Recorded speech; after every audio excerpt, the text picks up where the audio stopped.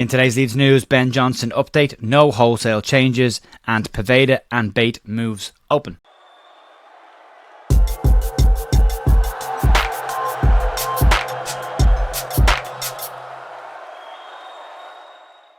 Morning folks, Jay here, Friday morning the 3rd of May with your Leeds United news. Hope you're having a good week so far. We're there. The end of the regular season tomorrow, final game of the season against Southampton. We've got a bit of information to cover on that game as well. There won't be a match day preview today, although there is a podcast on the Not Another Leeds podcast channel that you can check out if you want to see that 7:30 tonight over on their channel. We'll have a bit of a preview for tomorrow's game in their usual light-hearted stance and approach to doing it. Also, just a quick plug as well.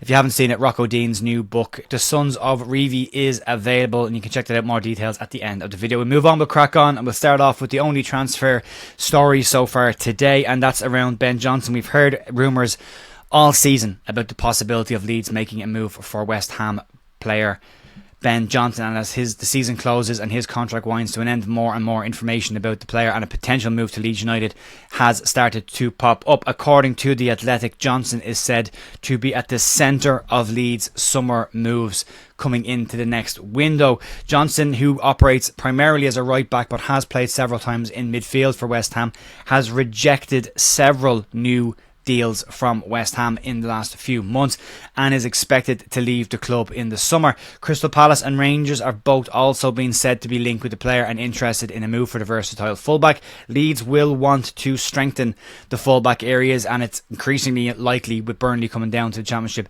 that Connor Roberts will return to Burnley next season. Personally, I'd like to see Connor Roberts stay. I really like the player, and it's a shame to see him go back. Should Leeds stay in the Championship next season, he'd be a very good player to have, but looking increasingly unlikely. Johnson, as it says, rejected plenty of offers from West Ham and is on a reported £33,000 per week, and with a free transfer would be seen as a very affordable option for Leeds should they decide to make a move for it. As I said, Leeds will want to strengthen the fullback areas as well as the entire defensive areas.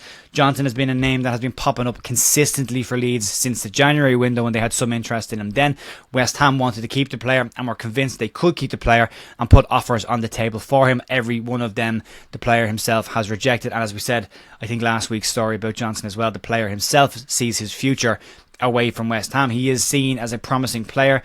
He would add some quality in the fullback areas for Leeds, or at least a little bit more depth in those areas, and one that Leeds would need to tie down. Leeds have certain positions for next season they really need to look at, regardless of the division. Getting the centre-back situation sorted, getting the fullback sorted, possibly adding an attacking central midfielder, and getting a number 10 and number 9 would be seen as the key ones. Then whatever happens in the wings with sales, if they happen, would need to be looked at as well. But Johnson would be according to The Athletic, a priority target for Leeds United this summer, so one to keep an eye on there. More information on that as and when we get it. Moving on, with Leeds facing their final game of the season against Southampton, some news came out of yesterday's press conference around the potential team. Leeds will be without Pascal Stroke, Dan James and potentially Patrick Bamford leading into the game, and the usual end of season stuff has started with some fans calling for wholesale changes and play the kids.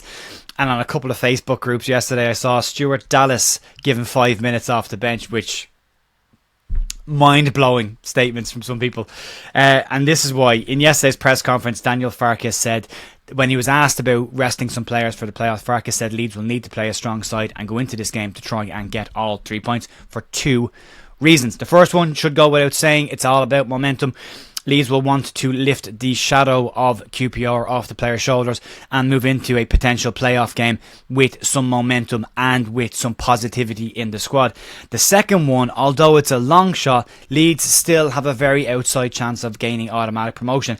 And in a scenario where Leeds did play the kids or gave Stuart Dallas 5 minutes off the bench and Ipswich were to lose, Leeds would look very silly, and those calling for that would look very silly if Leeds lost because they played a weak inside. So although it is a very outside chance and it is incredibly unlikely, Daniel Farke as a manager has to plan for all eventualities, and his plan is to put a strong side on the pitch to get 3 points, and maybe if Ipswich lose, Leeds would get automatic promotion. If they don't lose, Leeds would go into the playoffs with some momentum and a little bit more positivity around the place after getting the QPR result off their back. So it's a huge one. I think it's strange to look for people asking for a retired footballer to come on and play 5 minutes at the end of a game that still may matter to Leeds. We've seen Leeds drop points this season when they shouldn't have.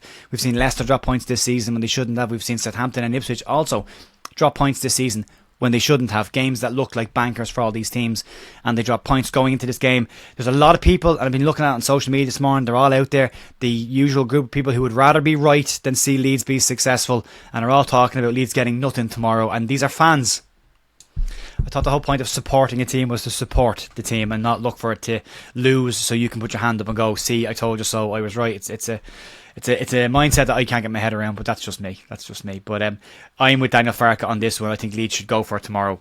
You know, there's a lot of people saying that it's probably a 1% chance, less than 1% chance that Leeds get promoted tomorrow. But can you imagine what Ellen Road would be like tomorrow if Leeds were to win the game and then you find out that Ipswich lost 1-0 or 2-1 or whatever? The place would go nuts. And then people who asked for these players to be held back and rested might look a little bit silly. The percentages are not in our favour. All the percentages push towards Ipswich winning the game tomorrow and going up in the automatic positions in second. Depends if they've reacted to the promotion, if they celebrated a bit too early. There's a lot of permutations that can still happen with this. Leeds will need to win. Huddersfield will need to lose. I've seen some people saying Leeds can go up by a point. They can't. They're 3 points behind. Leeds have to win. Ipswich have to lose, and then Leeds' goal difference would get Leeds promoted. So it can still happen. I get it. I know people are going to say it in the comments. I'm with you. I'm 100% with you. It's a really out there possibility. But as long as it's still a possibility, a professional football manager has to plan for that eventuality and hope that it happens. So Leeds look after their job tomorrow, get the positivity back in the club, get a win back in Ellen Road, get a clean sheet, or at least tighten the defence up again. All the stuff that Farke talked about yesterday in the press conference, and see what happens. Just see what happens, but give yourself a chance. Anyway, moving to the final story today. It's a very slow news day on the ground. And this one relates to Ian Poveda and Lewis Bates' futures at the club.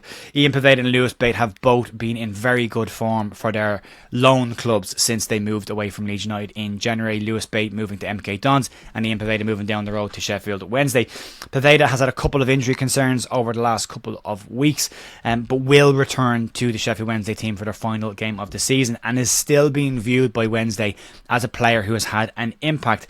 Bate has been a consistent player for Milton Keynes Dons this season, and he heads into the League 2 playoffs with them in really, really good form, with a lot of positive comments made about the impact that he has had this season. Both players' contracts are coming to an end at Leeds this summer, and despite the fact that both loans are being seen as successful loans, it is widely expected that both players will leave the club in the summer. Sheffield Wednesday manager Danny Rowell has had high praise for Ian Poveda this season and has left the door open on a potential permanent move for the player. What Rowell said on the player was that he is a player that has had impact, scored goals and played very well for them when he has been available, and Sheffield Wednesday will need more players like this next season when the new season kicks off, which leaves the door very much open for a potential permanent move to Sheffield Wednesday for Poveda. There is said to be other interest in Ian Poveda. He did start the loan very strongly at Sheffield Wednesday, then got a bit of an injury, came back, got another little injury, and is due back for the final day. But he has been seen, the quality that he has at this level specifically has been seen, and there are other clubs that are said to be keeping an eye on him as well. Lewis Bates then on the other side has impressed consistently this season. As I said, has come in for high praise from Don's fan base and manager, and with a relatively low wage would be seen as an affordable option for MK Dons moving into next season. However, it would probably depend on whether promotion happens or not. They are in the League 2 playoffs. He is in good form. They're in good form, but he is expected to want to play at a higher level than League 2. Should MK Dons get promoted, it might fit exactly what he's looking for. Should they not get promoted, there is said also to be interest in Lewis Bates, given the kind of performances he has put in so far this season, or the second half of the season for Milton Keynes Dons. It is sad to see two players move away from Leeds United who had high promise at one point. Marcelo Bielsa, a big fan of Lewis Bates. Ian Poveda, another player Bielsa liked, but they just never really made that breakthrough into the first team, which is really disappointing to see. But we wish them all the best in the future. There is possibly an outside rumour chance that Leeds could extend Lewis Bates' contract and send him on loan again next season, but it's a very unlikely move. But Leeds not, full of options in the middle of the park. But Bates, a player that Daniel Farke clearly doesn't fancy, and Bates himself in an interview earlier this season said that he got the feeling very early on in Daniel Farke's reign that he wasn't in his plans and wasn't a player that he rated. So it's horses for courses, different managers with different players. Fingers crossed for 3 points tomorrow. If you want to check out Not Another Leeds podcast later on tonight, you can. And again, just a reminder, Rocco Dean's new book, The Sons of Revie, is available, linked down below in the description. You can check that out if you want it. I will be back on Monday or Sunday probably with a review of the game on Saturday. I'm away at the match, so I won't get back till Sunday. We'll have a chance to watch it back a second time before I do a review. But we'll do it then, and then back to Monday to see where we are, what the reaction is going to be like. Is it the playoffs? Was it automatics? What happened? We'll go through all of that, and we'll get back into the news on Monday morning. So massive thanks as always for supporting the channel. You can click the subscribe button down there below if you want to do that, and also yesterday's news video is over there somewhere here. You can check that out if you want it as well. And I'll see you then. Have a great weekend. Talk to you then. Bye.